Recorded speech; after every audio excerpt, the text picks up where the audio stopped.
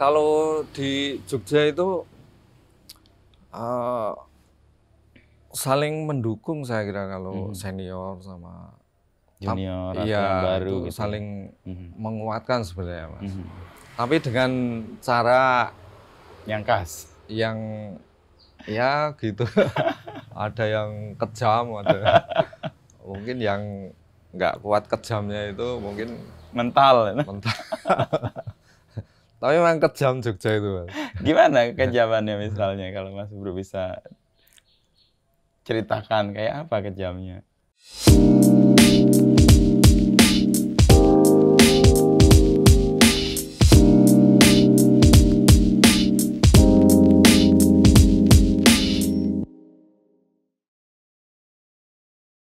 Mas Ubro memulai semua ini berangkat dari mana dulu? Berkarya dan seni ini. Seri maksudnya yang kemarin Iya. Ratu Adil itu. Ratu Adil kan sebelumnya ya dari awal. Dari awal. Ya setelah lulus sekolah menengah seni rupa, terus saya kepingin ke perguruan tinggi, terus ya belum diterima ya saya tetap lukis terus sambil ya mencoba cari lagi kerja di advertising dulu. Kerennya itu advertising, padahal biru iklan. Oh, biro iklan di Jogja. Di Jogja. Oke. Apa yang Mas Bro kerjakan dulu? Banyak Mas, dari iklan, dari misalnya ada pameran pembangunan itu banyak sekali order dari pemerintah itu. Itu kan kayak menunjukkan hasil pembangunan itu. Oke. Tahun 90-an berarti itu? Ya, atau 80? 90-an. 90-an. 90-an. Tapi mimpi Mas Ubro untuk masuk ISI kan kayak terus-menerus dicoba ya? Iya, saya coba. Apa sebagai ungkapan pertanggungjawaban ke orang tua atau gimana? Iya, saya dulu itu sebenarnya orang tua yang pengen sekali anaknya saya sarjana. Iya. Tapi orang tua saya ya belum tahu sekolah seni gitu, belum tahu.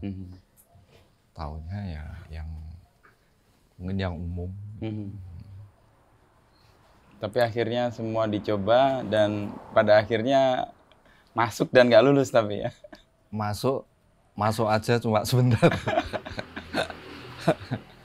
Apa yang membuat Mas Ubro ingin terus, padahal kan karyanya juga tetap jalan, harus sekolah atau ambil sekolah seni waktu itu? Dulu saya pas masuk itu, saya keluarga baru, baru menikah. Maksudnya ya sudah menikah, terus baru punya bayi. Oke. Baru punya bayi, terus wah saya kayak kasihan ya. Maksudnya sama istri, dia repot banget. Terus saya sambi berangkat, terus kuliah.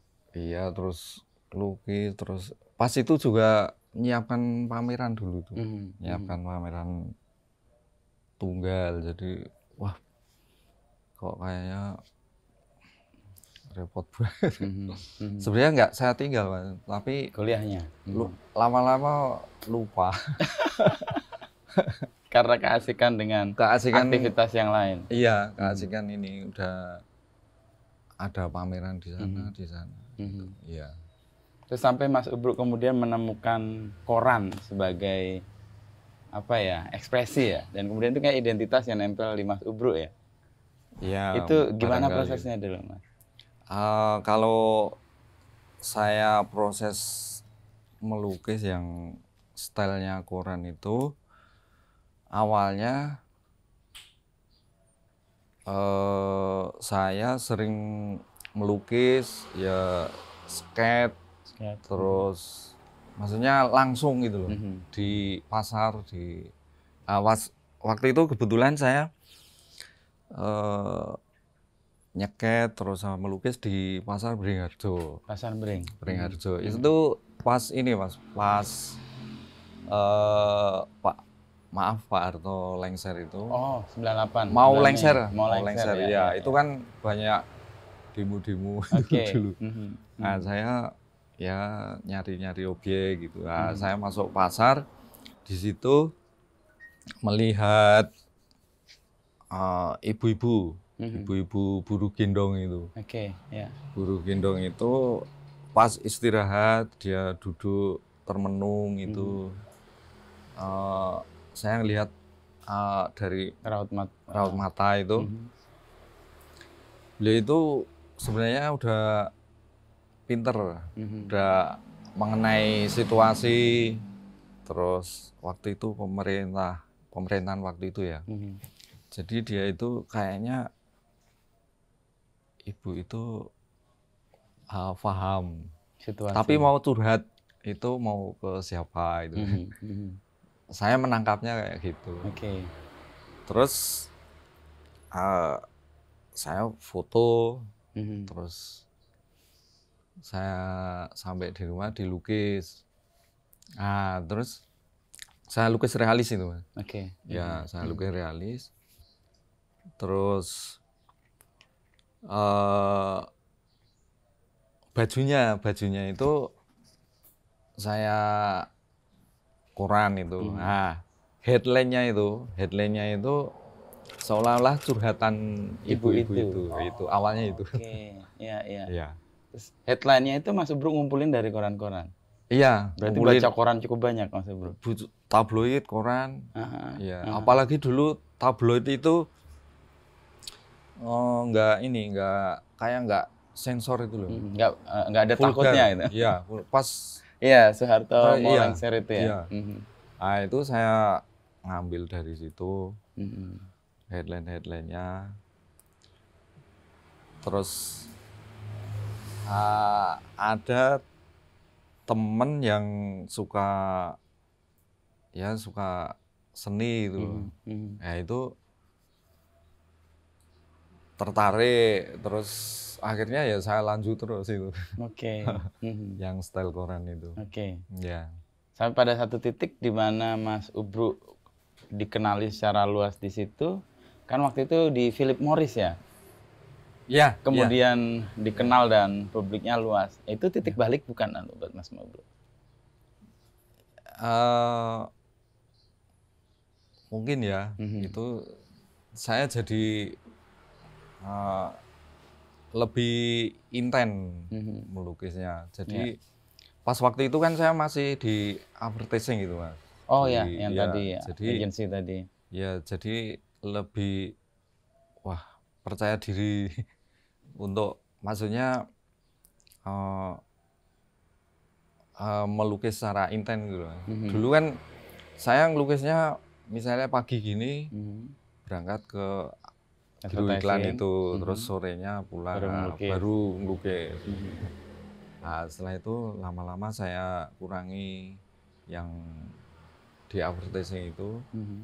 Tapi tetap saya misalnya kalau dipanggil aja. Tapi waktu untuk intensitas melukisnya lebih banyak. Dengan style yang tadi itu. Tapi waktu itu memang saya di biro iklan itu cuma dipanggil kalau ada yang melukis. Kan biasanya dulu nggak ada print, Mas. Terus misalnya iklan reklame itu dilukis dulu gitu. Mas Ubruk yang membuat itu. Iklan apa yang paling masih diingat, Mas? Sepeda motor. Ya. Terus yang paling sering itu ini, Mas, bikin backdrop apa ya sama reklame. Misalnya ada pertunjukan musik. Itu kan banyak. Itu backdropnya atau banyak. Iklan besarnya gitu. Iklan besar itu. Lukisan buat kayak bioskop juga itu. Mirip begitu. Iya. Ya dulu saya juga pernah bikin bioskop. Nah, saya kenalnya Sos itu di itu. Oh, dari advertising itu. Iya, pas dia kayaknya ada acara musik atau apa, terus dia pesen ke advertising itu. Oke. Terus kan intens tuh Mas Bro ngerjakan lukis dengan gaya koran tadi yang tertemukan tanpa sengaja kayaknya dari ke Beringharjo, lihat ibu-ibu kayaknya kok banyak masalah dan masalahnya dituangkan dari headline koran itu. Masuk ke situ. Lalu menemukan ini gaya saya nih. Itu keyakinan itu dari mana Mas Bro? Dari ada teman saya yang suka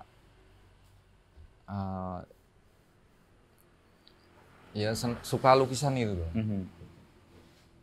Nah, dari situ saya mulai tak lanjutin gaya koran itu, terus saya mencoba ikut itu Philip Morris itu. Nah, dari situ saya mulai tambah yakin. Kayaknya yakin ini. Terus sebelumnya kan banyak juga yang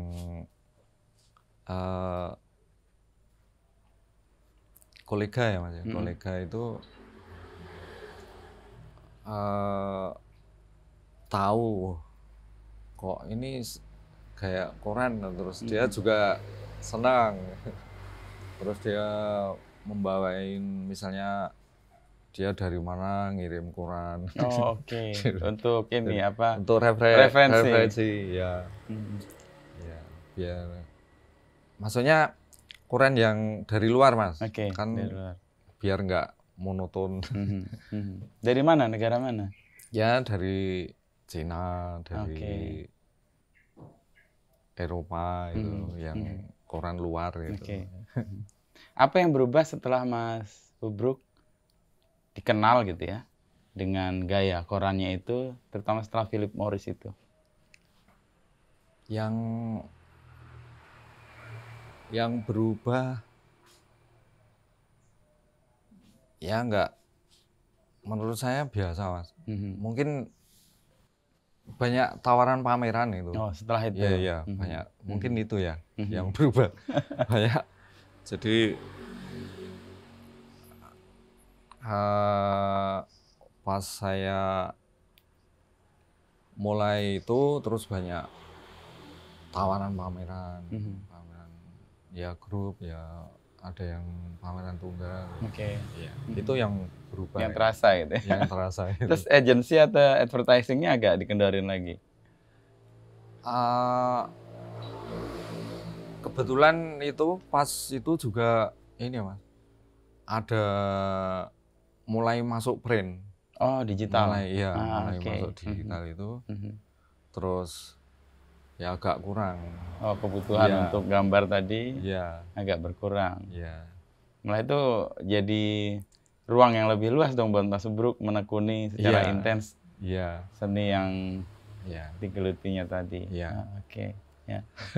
Sambil jalan itu keinginan untuk kuliahnya masih menggebu-gebu atau masih dulu Mas. Itu masih. Itu masih. Saya sampai saya pernah ketemu Pak Dwi Marianto. Dilanjutin loh. Iya Pak. Masih menggebu-gebu. Tapi karena ini sudah komit dengan pameran itu, akhirnya ya aduh dengan kebagi-bagi waktunya. Iya, berat hati itu. Akhirnya deal dengan Bapak gimana untuk tidak selesai kuliah, padahal kayaknya kan ingin menyelesaikan kuliah karena permintaan Bapak itu. Ya Bapak ya agak sedih, agak gelo. Soalnya Bapak saya itu guru Mas. Jadi Bapak saya itu guru SD, terus di sana di Delingo. Ya, di Delingo, di kampung saya. Terus mau Bapak dulu keadaan mau mungkin itu gelonya itu. Terus yang saya disuruh lanjutin harus dia harus gitu. Tapi ya maaf ya Pak, gelo Bapak. Nggak sampai lulus, tapi setidaknya kan lihat karya dan apa yang dilakukan Mas Subru, Bapak ya lego juga kali ya. Ya mungkin soalnya dia juga awam enggak. Beliau awam. Oke. Ada satu kisah kan Mas Subru ke Swiss ya untuk kemudian muraling apa gitu ya di sana. Oh ya, ya itu fase di mana?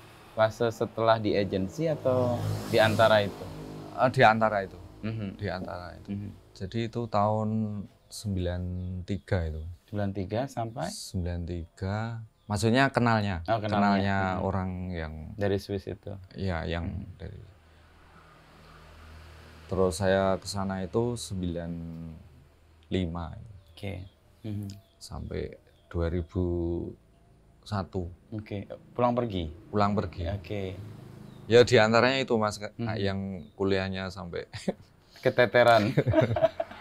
Apa yang dilakukan di sana Mas Bro? Saya bikin dekorasi di diskotik. Oke. Ya. Namanya CH Diskotik. CH Diskotik. Iya. Apa dekorasinya? Membuat lukisan atau buat lukisan, ya kayak mural gitu. Di tembok? Enggak, di triplek, kayak triplek gitu. Ya. Terus nanti ditempel di dinding, di dinding diskotik gitu. Itu cukup panjang ya, dari tahun berapa? 95 ya, sampai 2021. Oh, 2021. Ya, pulang pergi gitu. Iya, pulang pergi. Kadang-kadang 3 bulan, kadang-kadang sebulan. Di sana. Ya. Nah, itu ruang yang kemudian menyita waktu untuk nggak bisa menyelesaikan kuliahnya juga. Iya. Terus di perjalanan Mas Subru, kalau lihat gitu kan, sekarang udah hampir 30-an tahun ya menekuni seni ini ya. Seni rupa. Iya. Dalam perjalanan itu apa yang Mas Subru lihat, terutama dari karyanya sendiri dan dari ya ekosistemnya lah, ekosistem persenian di Indonesia atau mungkin dunia. Ya, kalau saya sendiri itu mengalir. Jadi enggak cuma ngikuti. Jadi kalau menurut saya ekosistemnya itu kalau di Indonesia itu masih belum ya Mas kayak ekosistemnya. Karena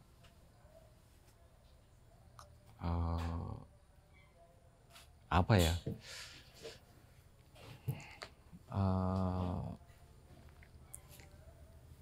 Masih individual ya, nek menurut saya. Ya. Jadi kalau di negara lain kan kayak tertata ya Mas, dari mungkin karena pemerintahan Mas mungkin. Kalau di luar saya lihat itu negaranya punya perhatian. Ya, ada metode. Tapi saya ya kurang tahu metodenya seperti apa. Iya, tapi kalau saya lihat itu lebih dari pemerintah mungkin. Kalau di Indonesia kan individu ya Mas, individu. Jadi antara seniman dan galeri, antara seniman dan individu. Kalau saya melihatnya kayak gitu ya, Mas. Ya. Jadi dari pemerintah mungkin ya Mas. Saya juga kurang kalau paham. Dalam konteks Mas Subru sendiri, yang membuat Mas Subru bisa bertahan di seni ini berarti pribadi-pribadi ya, atau individu-individu? Ya, individu sama pertemanan Mas, kalau di Jogja mungkin. Ya, jadi mungkin pergaulan ya Mas. Pergaulan. Jadi saya jadi kuat gitu. situasi-situasi ya nggak percaya mudah gitu ya. ya gini tuh. Ada di titik satu saat gelap gitu ya di seni ini atau ngerasa wah nggak ada harapannya atau gimana, lalu teman lah yang menjadi tempat untuk mendapatkan kekuatan gitu. Ya kadang-kadang ada pikiran kayak gitu Mas. Terus teman juga yang menguatkan teman ya. Sesama seniman atau ya sama seniman. Kadang-kadang ya dari teman yang lain, misalnya komunitas, misalnya kan banyak komunitas juga. Ada yang misalnya itu pecinta burung, terus mancing, gitu. Dari itu bisa untuk ini mengalihkan untuk ya lebih bisa untuk apa?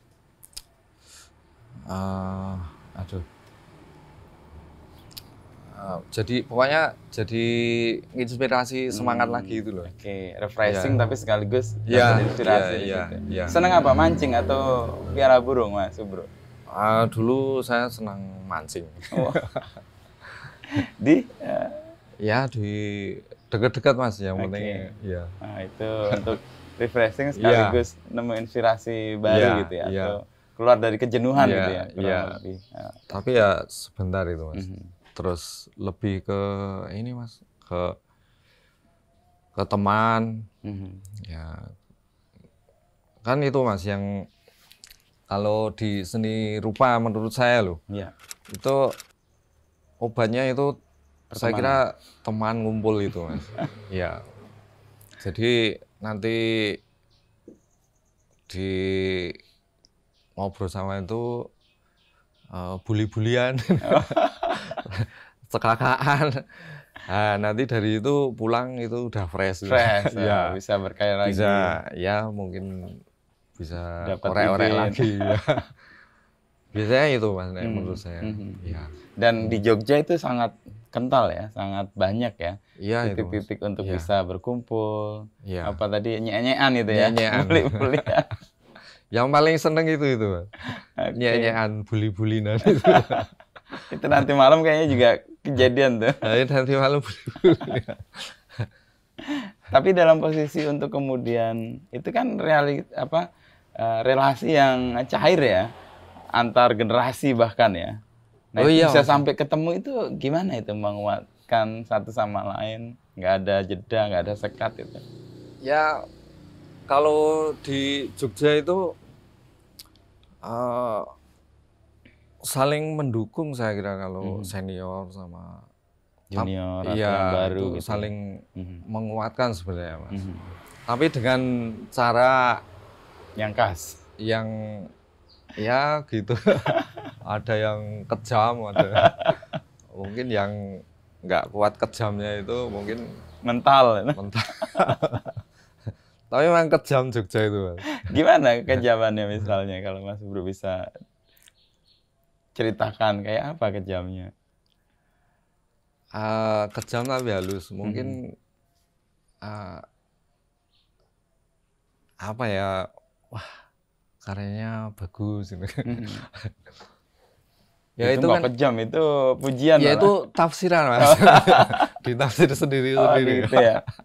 Jadi pujian bisa jadi itu nyek-nyekan juga. Iya. Nah itu paling yang saya paling menarik itu. Seneng gitu ya. Iya. Sering kan kalau teman-teman karya itu kan, wah ini ngetan ini ya, kayak gitu ya, ledekan kayak gitu ya. Mungkin Mas Gino sudah tahu. Tapi emang itu hanya ditemukan di Jogja ya? Atau Mas Subro juga menemukan di komunitas lain juga? Kalau menurut teman-teman dari luar daerah itu memang cuma di Jogja. Iya. Ada kemarin dari teman dari Bali memang mengakui itu. Ya. Sampai dia bilang dia menyemangati dari teman-teman di Bali. Ya jangan di Bali aja dong. kita harus ke daerah luar, lain, ya. ke Jogja Ya, misalnya. dia memang mengakui kalau memang yang terjadi itu cuma di Jogja. Dia mau.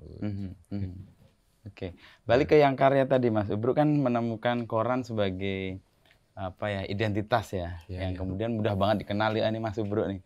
Meskipun Mas Agus Nur kemarin juga mulai gambar pakai koran-koran juga ya. Kayak nyantre di sini. Ya, dia inten di sini sudah 1 tahun itu. Oh, 1 tahun. 1 tahun intennya. Oke. Intennya. Kebetulan pas Ratu Adil itu memang saya suruh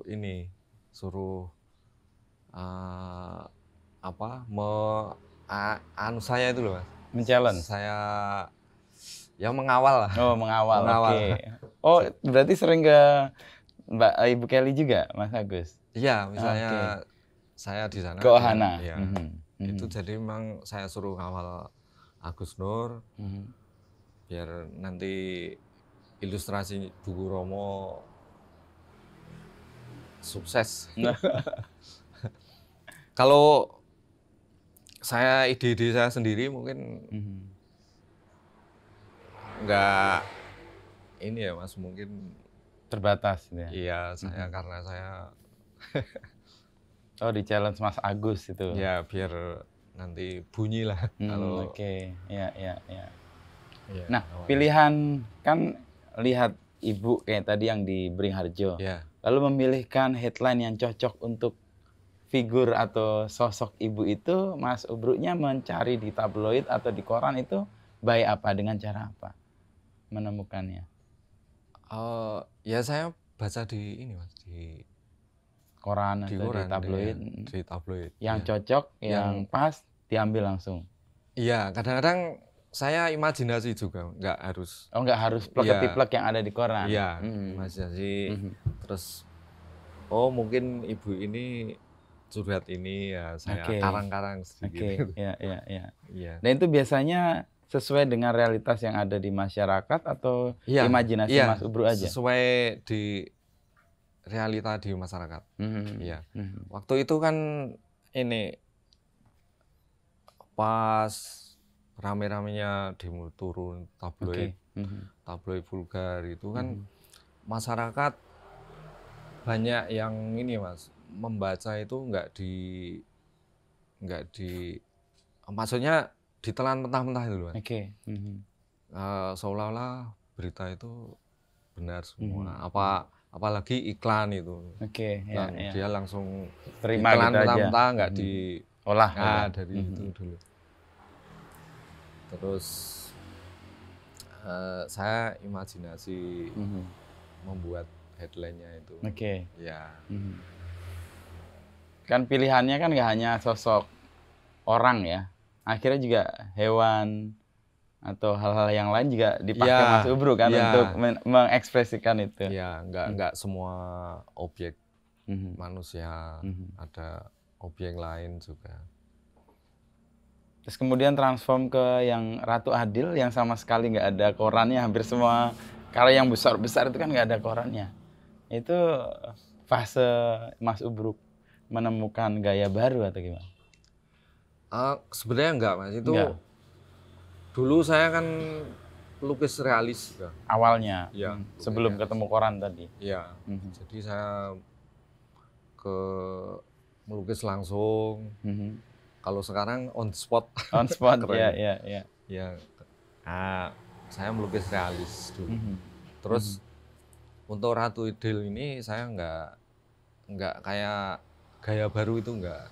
Memang saya dari awal lukisan kayak gitu. Hanya ceritanya aja yang sesuai dengan plot-plot yang ada di bukunya. Ya, jadi Romo Sindu ya. Ini kan berat, cerita berat tapi sudah enak karena Romo Sindu ngasih ini bro. Jadi saya ngerjakannya enak, saya tinggal cari referensi. Sudah, cuma yang berat itu ini, Mas, yang berat itu kalau Ratu Adil itu yang berat itu pas enggak yang yang maunya Romo itu cuma Oke. itu. Kalau untuk teknik untuk itu saya sudah biasa. Ya. Cuman menerjemahkan apa yang dimau Ya, Romo dengan yang apa yang mau dikeluarkan ya, itu yang susah. yang sesuai dengan Romo itu. Ada yang nggak sesuai atau ada yang miss? Kalau dari saya ya sudah ya sebenarnya banyak kekurangan itu Mas. Kalau dari saya, misalnya harusnya keras, harusnya keras. Ekspresinya atau Ekspresi tampilannya. ya, ekspresi. Tapi yang keluar lembut. Yang keluar agak Di-tone down atau diturunkan kekerasannya. Iya, itu dari saya sendiri. Kalau dari saya ini kurang itu Mas, kurang kerasnya. Kurang kerasnya. Oke. Ya, itu soalnya sebenarnya temanya kan perlawanan Mas. Persis, ya. Perlawanan. Wong cilik. Iya, jadi saya mengakui kurang itu Mas. Tapi mudah-mudahan Romo sudah menerima ini. Kayak menerima kalau dari pameran yang dilakukan di Jakarta lalu kemudian diboyong ke Jogja juga kan? Iya, iya. Antusiasme orang juga melihat itu. Iya. Iya, saya beruntung kemarin si Agus Nur itu membantu mau membantu gitu. Jadi saya dikirim bab-bab itu dari Romo, terus Mas Bro baca semua? Baca Mas. Wah itu tebal banget, saya belum selesai tuh. Enggak, bukunya enggak Mas. Oh enggak, cuma tapi bab-babnya, ringkasannya. Iya, ini bro, bab ini yang kamu lukis.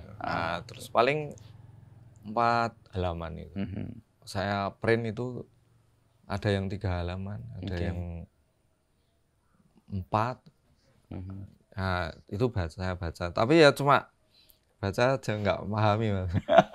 Tak suruh Agus Nur untuk membantu menerjemahkan atau kalau Agus Nur kan bisa diserap kalau kalau saya asal baca aja. Nah, terus nanti Agus Nur, oh ini bro, ini misalnya adegannya gini. Nah, misalnya yang ada adegan-adegan itu Mas, itu yang mengarahkan Agus Nur. Oh, ya. Kalau untuk proses kreatif kayak gitu itu kan bisa dicap kayak seniman tukang tuh Mas. Gimana kalau merespon itu?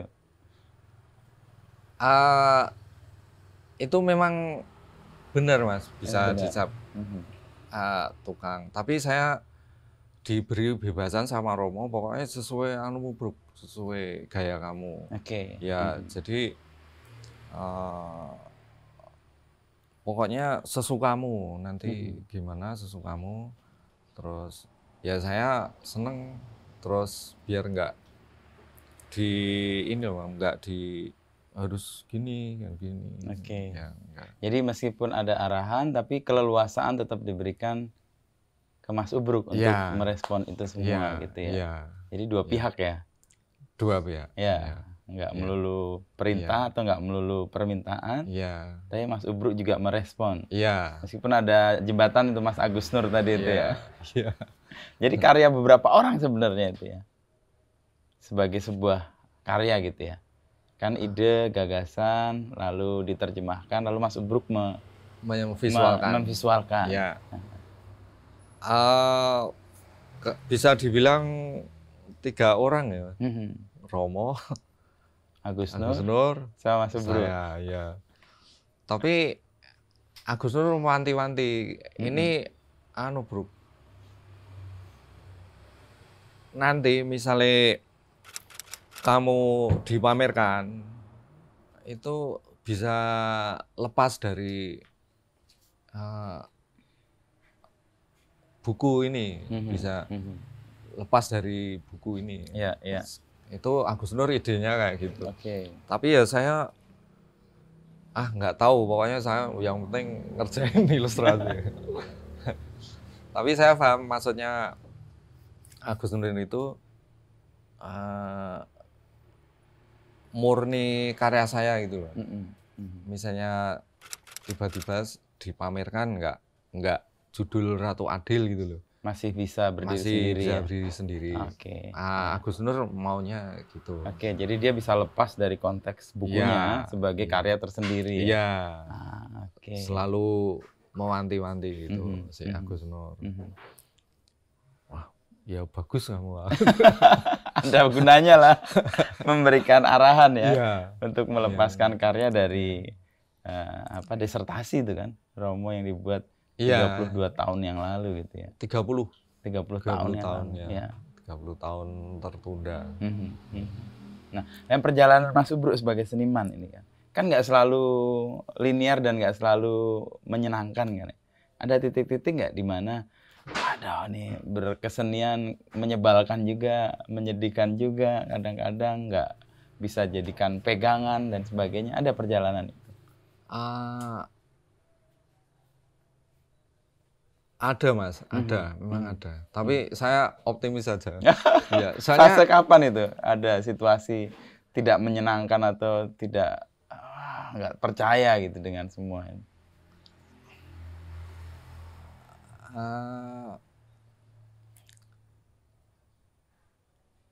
Kalau nggak percaya sekali itu nggak. Tapi karena bosen mungkin. Bosen. Soal pas bosen aja.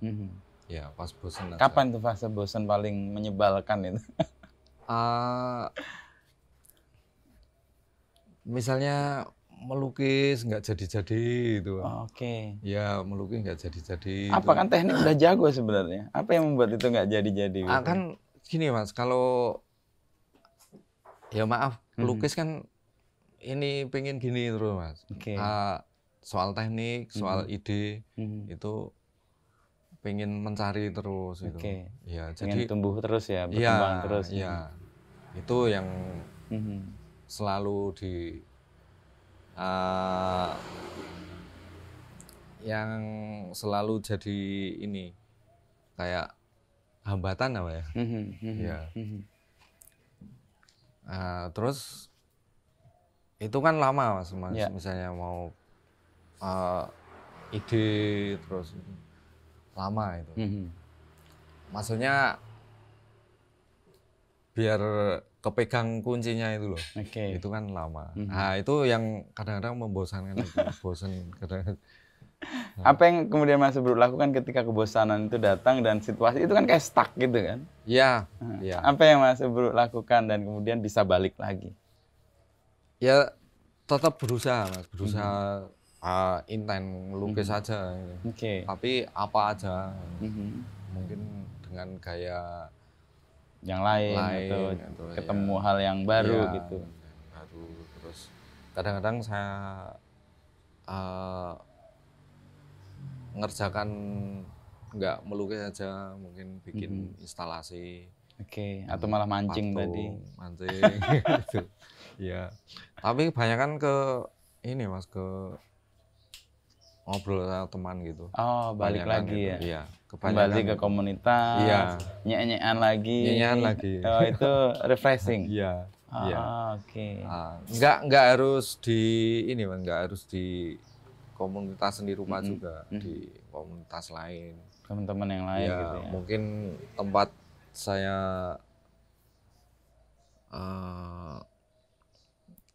di advertising dulu. Kembali ke teman-teman gitu ya. Ya, pokoknya untuk membuang jenuh itu ke. Nah, situasi-situasi itu kan kemudian memunculkan hal baru ya. Atau setidaknya ketika jenuh ketemu komunitas baru, ada yang baru lagi nih. Nah, itu merecharge ya atau menyegarkan lagi ya.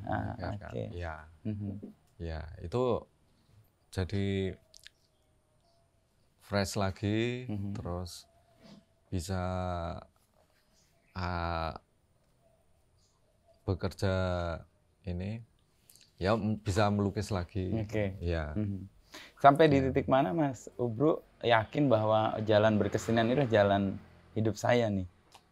Atau paling nggak ini yang harus saya perjuangkan dan memang di sini nih? Ya sebenarnya titiknya itu banyak, Mas. Banyak. Banyak. Okay. Iya. Banyak. Awal di mana? Titik awal di sini nih saya harus bertekun dan menemukan jalan hidup atau penghidupan gitu. Ya pokoknya saya cuma keyakinan aja, Mas. Keyakinan terus karya saya dapat misalnya melukis baru terus diapresiasi itu. Okay. Nah, saya misalnya pas di pameran itu, Mas, pas di pameran terus karya saya ada yang mengapresiasi ya. Mengapresiasi ya. Ada yang mengapresiasi itu. Nah, itu saya tumbuh lagi. Nah, Ya. apresiasi itu bentuknya apa? Mengkoleksi kah atau membelinya kah atau cuman wah bagus, Bro gitu. Jadi ada yang ini, Mas, ada yang merespon gitu, merespon, ada yang nanya terus misalnya ada nanti dimuat lah, di media. Ya, betul. Di media itu terus saya ya jadi agak yakin. Terus ingat nggak pas awal Mas Ubruk merasa pertama-tama ya, yang merasa ini nih, ingat nggak kapan atau peristiwa apa atau lukisan apa?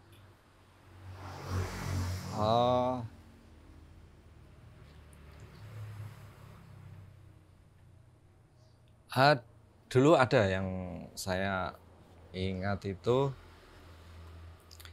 saya kan waktu itu melukis masih di advertising. Di biro iklan. Tahun 90-an awal itu. Iya. Iya. 90-an awal. Saya melukisnya itu ekspresif itu, Mas. Ekspresif. Enggak realis. Karena saya biar enggak melupakan melukis itu loh. Keasikan kerja. Nah, di situ ada ini pameran FKY dulu. FKY. Ya, Festival Kesenian Yogyakarta. Saya ngirim karya. Itu diterima. Terus itu saya bangga itu loh. Ada di FKY. Iya, ada di FKY. Itu tahun berapa ya? Sekitar 93 itu. 93. Ya, lupa saya, 93. Saya ngelukisnya ya 93. Pokoknya di atas 93 ya. Iya. Itu ekspresif. Lukisan apa tuh Mas Bro ingat? Soal ayam-ayam juga. Wah, sekarang tuh ayam itu ya. Dulu itu temanya ayam.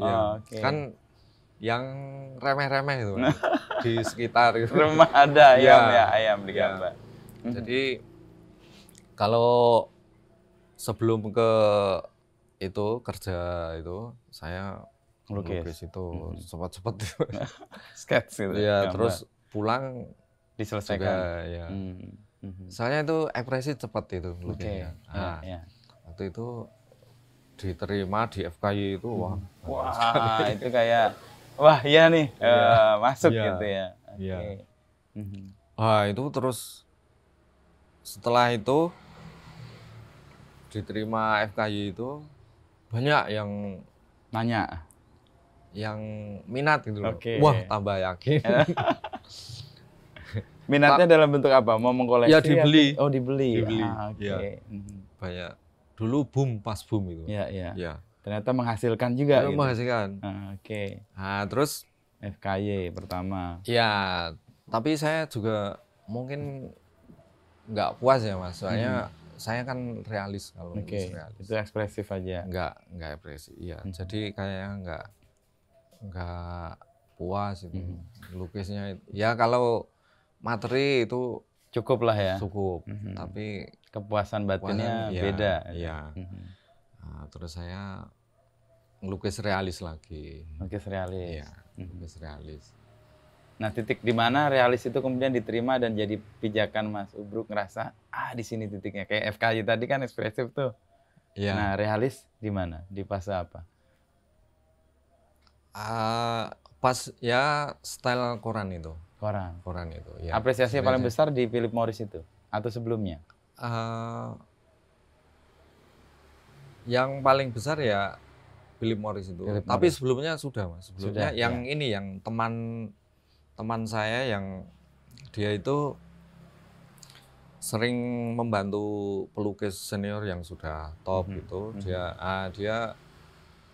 Jadi dia itu kayak mencari bakat. Talent scouting ya, cari. Ya, menemukan Mas Ubruk. Dia itu lihat saya, ya lah dia dari situ saya mulai yakin ini. Dengan ya senang gitu. Nah, kemudian dikirim ke Philip Morris itu rencana atau diniatkan atau ada? Dulu saya cuma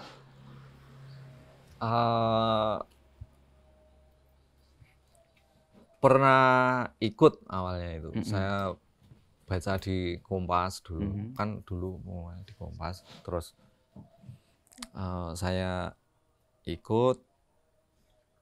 Itu yang kedua itu, Mas. Philip Morris yang menang itu yang kedua. Yang sebelumnya ya cuma masuk aja. Kayak itu full realis. Yang enggak koran dulu. Terus itu di koleksi museum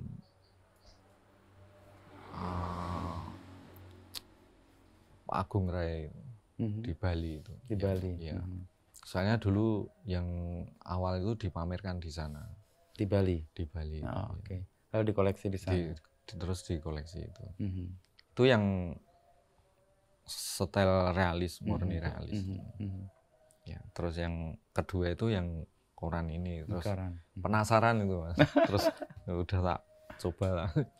Akhirnya masuk itu. Yang membuat yakin itu. Sebenarnya pertama itu teman saya ini tadi yang talent scouting gitu ya, mencari bakat. Itu yang saya membuat yakin itu. Terus ditambah masuk Philip Morris itu ya. Jadi saya udah mungkin ini saya harus di sini aja. Di berkesenian inilah. Ya. Dulu saya cita-citanya malah ini, Mas, di ilustrator, Mas. Cita-cita ilustrator. Ilustrator apa? Majalah, koran? Ya, pokoknya ya mungkin majalah atau soalnya dari sekolah saya SMSR itu banyak jadi ilustrator di majalah. Nah, ini cerita, Mas. Saya dulu pengen jadi ilustrator itu dulu pernah ada Gramedia itu ngadain lomba ilustrasi itu. Nah, saya ikut. Terus kalau nggak salah saya harapan 3 kayak. Terus saya dapat hadiah ini novel atau segini. Itu saya semula cita-citanya itu. Mau jadi ilustrator untuk buku atau majalah ya. Jakarta ini. Kebetulan banyak teman yang sudah ke sana. Terus dia nanti tak bantu, Bro. Terus ya kok nggak jadi. Jalannya berbeda. Iya, terus kayaknya soalnya lupa. Soalnya saya ini bapak itu pengen sekolah dulu itu tadi. Jadi saya nggak ke Jakarta karena ingin daftar di kuliah. Bapak itu. Kan ada beberapa kali kan Mas Ubruk nyoba enggak. Kalau nggak salah cerita awal malah lupa kalau ada ujiannya itu. Iya. Jadi gimana tahapan untuk memenuhi harapan orang tua kuliah diisi dan akhirnya gagal tuh gimana? Beberapa kali itu. Ya, yang pertama itu saya lupa itu. Nggak ikut. Harus ujian. Oh. Bangun siang atau tanggalnya lupa atau? Bangun siang itu ya Mas saya. Telat. Telat ya. Oke, itu Telat. akhirnya gagal. Iya, saya sudah ini dulu di advertising itu. Terus waduh.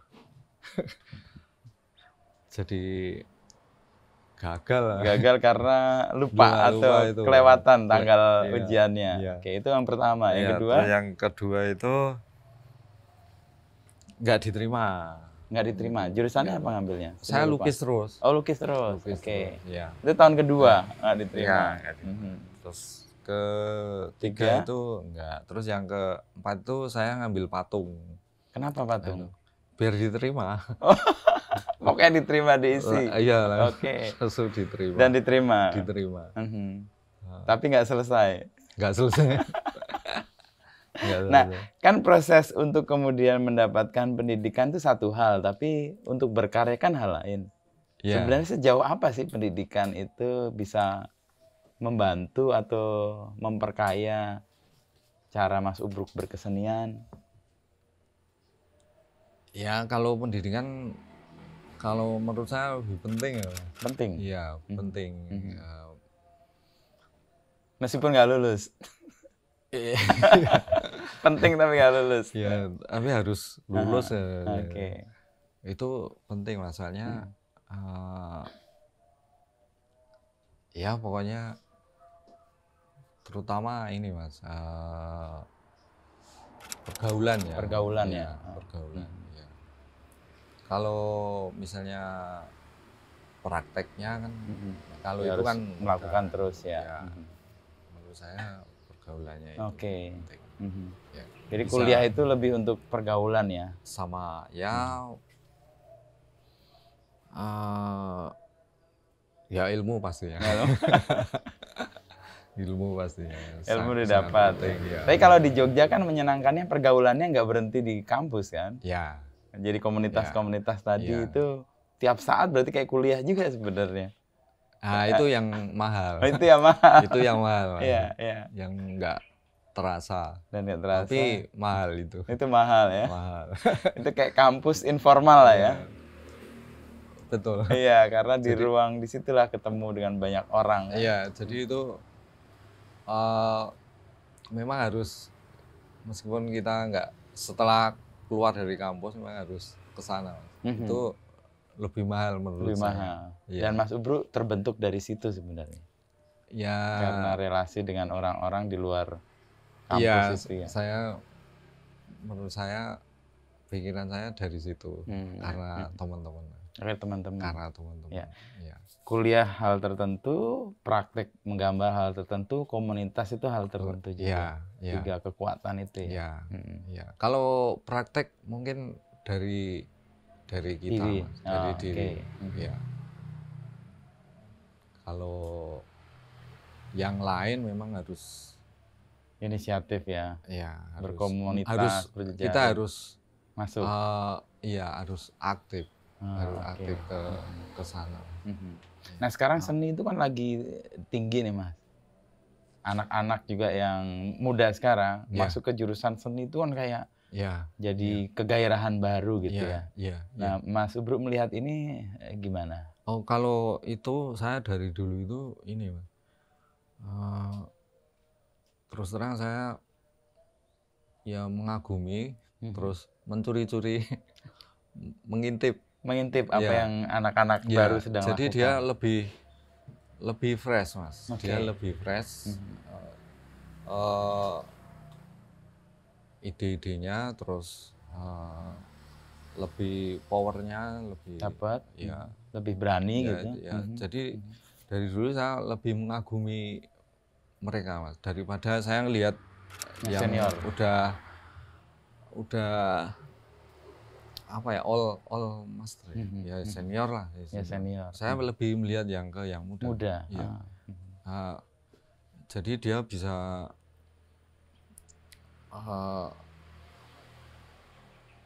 hebat-hebat dia itu nggak, menurut saya loh Mas, dia itu nggak melihat senior dia.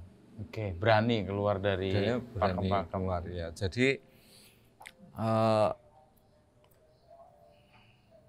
kan kebanyakan ini Mas, orang-orang wah referensi acuan itu dari senior.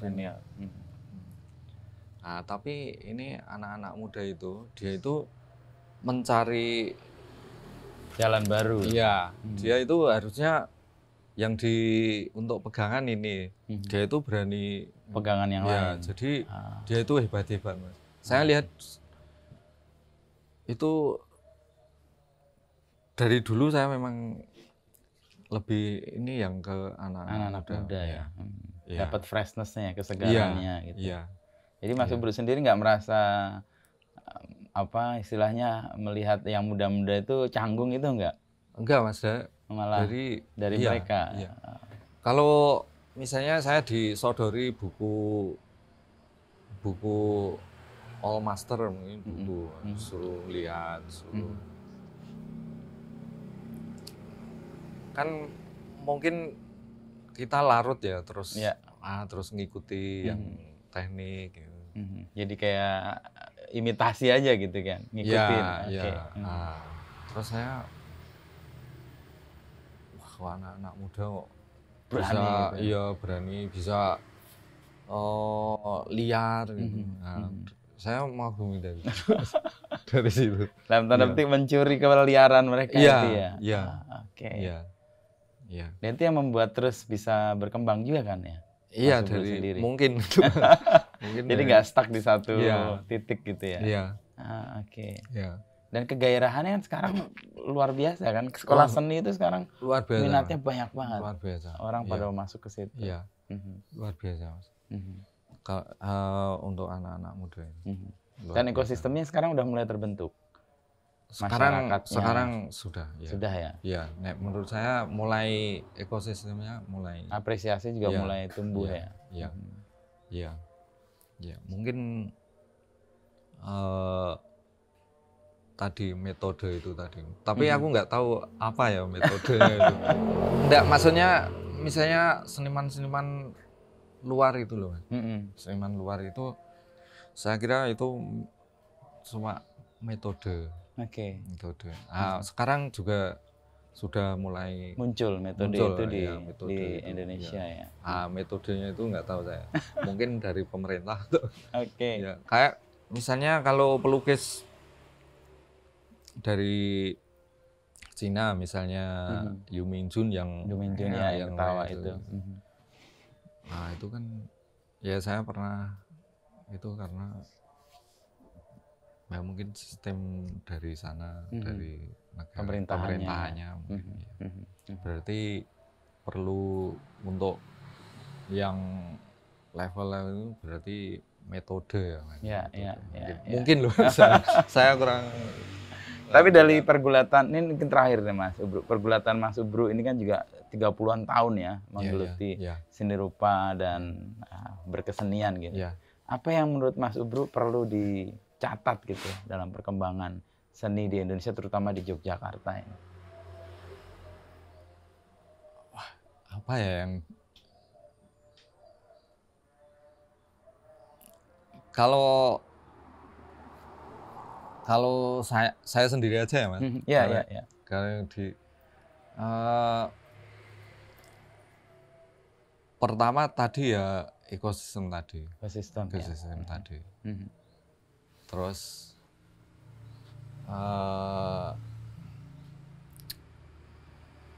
yang berkaryanya itu yang global aja. Ya global. Maksudnya kan kebanyakan melukisnya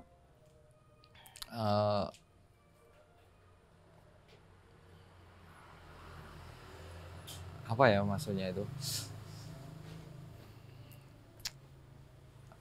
masih misalnya gini Mas, misalnya situasi politik di Indonesia. Dia larut di situ terus. Harusnya keluar dari situ. Iya. Oke. Mas saya gitu. Oke, itu tadi kayak Mas Ubru, koran pun nggak hanya koran lokal, tapi koran luar juga. Iya. Oke. Ya. Ya. Jadi kalau saya mencatat itu Mas yang pokoknya berkaryanya itu yang lebih global. Ya, gitu lebih global. Ya. Satu ekosistem, kedua global. Ya, kan nanti jadi luas ya Mas. Ya. Diterima luas. Dan sekarang jaringan itu memungkinkan kan untuk diterima secara luas kan. Ya. Kalau dulu kan mungkin karena keterbatasan komunikasi ya, sekarang ide-ide apapun bisa diterima secara lebih global ya. Misalnya kayak seniman Cina itu kan langsung kita yang di sini aja terpapar langsung paham gitu loh. Maksudnya gitu. Oke. Ya. Terus yang kayaknya ringan-ringan. Topiknya ya. Iya, tuh. Tapi langsung bisa dikunyah orang ya. Iya, diterima. Terus memang itu yang baru happening. Baru hot. Iya. Kalau komunitas sendiri di Jogja 30 tahun terakhir ini oke ya, Mas? Untuk merawat atau memberi ruang bagi seniman berkarya dan terus bertekun di sini. Oke, Mas. Oke, kalau di Jogja itu ya. Itu yang membuat iri para seniman di kota lain kali ya. Ya, nggak tahu Mas. Ya, misalnya ya kemarin juga dari ketemu dulu memang di Jogja. Dia sekolahnya di Jogja, terus dia keluar Jogja, terus balik lagi. Memang katanya gitu. Nggak ditemukan di kota lain. Iya, terus Jogja itu membuat kok Jogja mulu. Akhirnya dia ke Jogja, terus nanti mau pameran di Jogja. Oke. Ya. Dia sering sekali ke Jogja. Karena meskipun tinggal di daerah lain. Iya. Dia menemukan energi yang lain di Jogja ini. Iya. Kalau untuk Mas Ubru terakhir nih, kan kemarin Ratu Adil itu kan jadi cerita yang besar gitu ya. Terus apa kemudian yang mau digarap lagi Mas Ubru ke depan? Saya kalau temanya belum. Ya, belum. Ini saya mungkin cuma kerja dulu aja. Gambar-gambar aja. Ya. Nanti mudah-mudahan nanti ketemu untuk nanti momen ini. Oke. Iya. Tapi untuk menuju momen itu ya Mas Ubru gambar aja. Iya, gambar aja. Tetap kapan ketemunya entah gitu ya. Iya. Iya. Jadi saya misalnya nggak membuat untuk apa gitu, enggak. Yang penting saya gambar kerja aja ya. Oke. Tapi dengan ya konsep aja. Dengan konsep. Iya. Dan konsepnya kalau lihat dari kan gambar yang di FKI kan ayam. Terakhir yang di Ratu Adil kan juga ayam. Nah, iya. Apa ayam dalam benak Mas Ubru itu menjadi pilihan untuk objek lukis? Karena ayam itu dekat dengan keseharian Mas Ubru. Iya, keseharian saya. Terus di situ ayam itu banyak ada ini loh Pak, mana-mananya itu banyak banget. Oke. Ya, terus itu gampang. Maksudnya diceritakan itu loh. Oke, dekat dengan masyarakat. Jadi Mas Ubru juga ngambil dari yang relasinya sebenarnya nggak terlalu jauh ya. Ya, terus semuanya senang dengan ayam. Oke. Semuanya. Ya. Mudah diterima lah ya. Mudah diterima. Iya. Dan beberapa sosok yang mengangkat ayam itu kan kayak sosok yang aku kenal tuh. Jadi tokoh-tokoh yang ada di situ teman-teman Mas Ubru semua yang digambar di situ ya. Oh, yang di Ratu Adil. Ratu Adil. Iya. Iya. Itu kenalin ini si A, ini si B, si C, si D gitu ya. Iya, tapi terus Romo Bro. tapi rodok samar nek tahu. Oh, samar tapi tahu. Wah, itu penting. Jangan terlalu Mas. eksplisit gitu ya. Iya. Berapa kelihatan? Oh, ini si Mas ini, Iya. si Mas ini. Ya, di Yang situ megang saya ayam. juga ini diberi kebebasan sama Romo, terus saya kayak memberi penghargaan ke teman-teman. Oh, oke, yang berproses bersama. Lalu digambarlah di situ. Iya. Nama-nama atau setidaknya sosoknya kan. Iya. Termasuk yang sketch itu kan. Termasuk yang Ya, sketch. sketch. Iya. Ada tokoh atau sosok-sosok yang saya kenal, ini si A, nih si B sih. Nggak terlalu ketara tapi ketahuan gitu ya. Iya. Dan dengan ayam. Iya. Oke, jadi emang karena keseharian ya, Iya. dekat dengan pengalaman Mas Subruk sendiri. Iya, yang dekat-dekat. Nah, itu juga menyenangkan jadinya kan. Iya. Tidak jauh-jauh. Iya. Atur nuhun Mas Subruk. Ngobrolnya nih. Ya, sama-sama ini. Pagi-pagi kita udah datang ke sini nih. Terima kasih Mas Gino. Ketemu lagi nanti malam ya. Iya Mas, nanti ece-ecean di sini nih. ece-ecean di sini ya. Teman-teman lama. Membuli Pak Ted. Dia kan baru perlu dihibur. Ya Mas Bro, turun. Ya, sama-sama Mas.